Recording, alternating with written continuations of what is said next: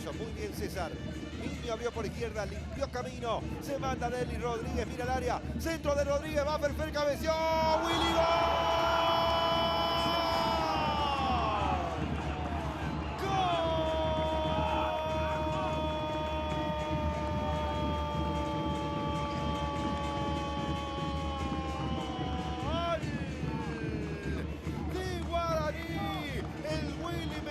culminó una acción que empezó a originar, que le dio gran claridad y lucidez. César Miño por adentro, limpió camino entre dos, abrió por punta izquierda. Deli Rodríguez tuvo tiempo y espacio, pensó en la pausa. Ferfer la peinó y la empujó. El Willy Mendieta el 10 y la pelota un romance eterno. Y aquí Mendieta pone Guaraní 2 de Mayo 1.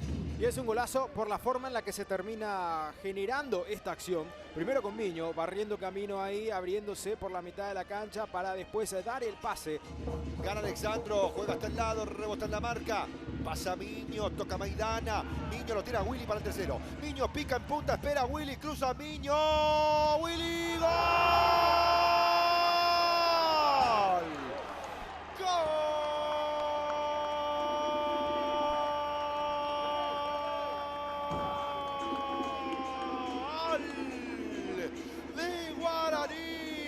Más 3 lo liquida el Willy Mendieta en el cierre. La salida pronta por punta izquierda. Fresco Miño, que tuvo un impacto impresionante en el partido. Metió un pase ponzoñoso, picante, que no pudo sacar Parris. Y con técnica, con sutileza, con la delicadeza de siempre, el Willy Mendieta la empujó entre las piernas de Martínez. Ahora, una vez más, el 10 y el gol. Guaraní 3, de Mayo 1.